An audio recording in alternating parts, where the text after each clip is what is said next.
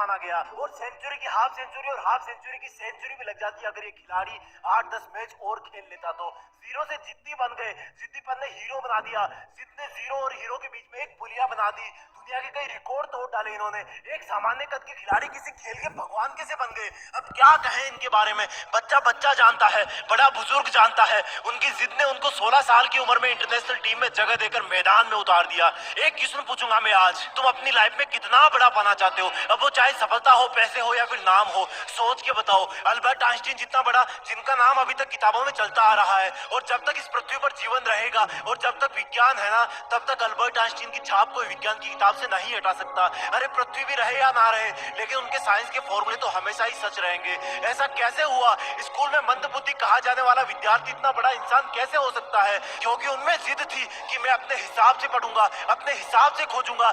जिद थी कि बस करता रहूंगा। बनना चाहते हो इतना बड़ा? वापस आते हैं अपने कंट्री में। ज्यादा पुरानी बात नहीं है, रतन टाटा जी ने एक कार लॉन्च की इंडिया में, नहीं चली, घाटा होने लगा। जब ज्यादा घाटा होने का अंदेशा हुआ तो अपना कार व्यापार बेचने चले गए किसी और कंपनी के पास ताकि और लॉस ना हो। वहां मीटिंग करी, मीटिंग में जवाब मिला कि जब आपको कार व्यवसाय के बारे में जानकारी नहीं है तो क्यों करते हो कार व्यापार? डील वहीं पर छोड़ दी। वापस आते टाइम रास्ते में सोचते रहे कि बहुत हो गई बेइज्जती, अब मैं दिखाता हूँ कि टाटा क्या चीज है। मेहनत करी, तगड़ा बिजनेस मॉडल बनाया और गजब की कार इंडस्ट्री खड़ी कर दी। 10 साल बाद वही कंपनी जिसकी मीटिंग में उनकी इंसल्ट हुई थी, उस कंपनी में भी तगड़ा लॉस हुआ। रतन टाटा जी ने उनको ऑफर दिया कि बेचना चाहते हो, अब कंपनी बेचना चाहते हो, बताओ मैं खरीद लूंगा। और वो कंपनी उन्होंने अपने नाम कर ली। ये होती है जिद कि ऐसा क्या है जो मुझ में नहीं है। क्या था इन सब लोगों में कॉमन? एक जिद कि नहीं रुकूंगा, करता रहूंगा, खुद को बेहतर से बेहतर बनाऊंगा। उनमें जिद थी कि वही बनूंगा जो मैं बनना चाहता हूँ, चाहे कितनी भी रुकावटें आए। जिद है तो है।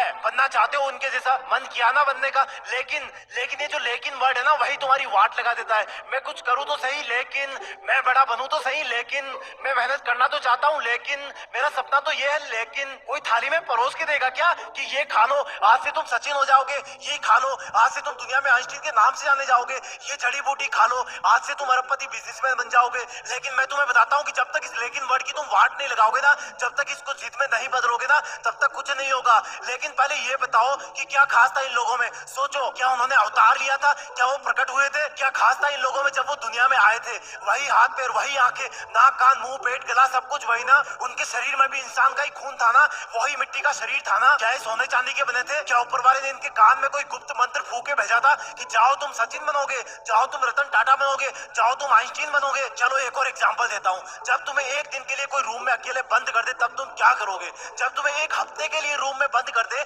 तब तुम क्या करोगे? और टाइम पीरियड बढ़ाऊं, जब तुम्हें एक महीने के लिए रूम में अलग थलग बंद कर दे तब तुम क्या करोगे? नहीं, अभी भी नहीं हुआ। अगर तुम्हें एक साल के लिए किसी काल कोठरी में बंद कर दिया जाए तब तुम क्या करोगे?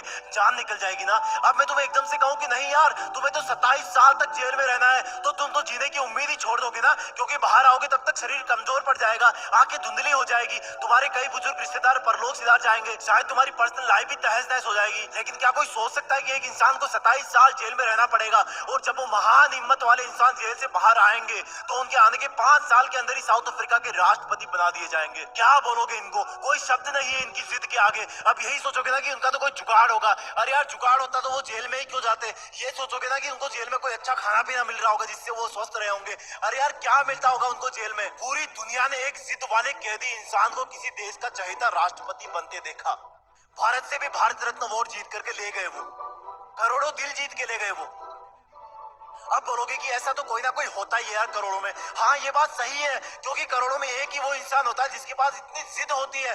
वो इंसान बार बार गिरता है, बार बार उठता है, गिरता है, उठता है, लेकिन फिर गिर जाता है, लेकिन उठना नहीं छोड़ता, क्योंकि वो जिद्दी होता है। जिद, सिर्फ एक जिद होती है उनमें, बाकी सब सेम होता है। वो हम सब जैसा ही पैदा होता है, लेकिन जब दुनिया से जाता है ना, तो दुनिया का बच्चा बच्चा उनको मिस करता है। हर न्यूज चैनल, हर अखबार उनके जाने का गम करता है कि हमने एक महान इंसान को खो दिया। अब शायद कोई ऐसा नहीं कर पाएगा, क्योंकि वो मानव से महामानव बन जाता है, क्योंकि वो मेहनत करने की हदें पार कर जाता है, काम करते रहने की जिदें पार कर देता है। वो एडिसन की तरह बल्ब बनाने के लिए हजारों बार फेल हो जाता है, लेकिन फिर भी जिद करता है कि रुकना मेरा काम नहीं, जब तक यमराज ना आ जाए तब तक आराम नहीं। यमराज भी आएंगे तो बोलूंगा कि सर थोड़ी सी मेहनत और कर लेने दो प्लीज। जिद मत छोड़ना मेहनत करने की, हद पार कर जाना जिद करने की, तभी बनोगे महान, तभी रखेगी दुनिया तुम्हें जाने के बाद याद। लेकिन इस लेकिन वर्ड को ना तुम डस्टबिन में फेंक देना, अपने आप से जंग के लिए लिए माथा टेक देना, जिद में खुद को झोंक देना, अपने आलस को ठोक देना। वीडियो पसंद आए तो वीडियो को लाइक शेयर और जीत फिक्स को सब्सक्राइब भी ठोक देना।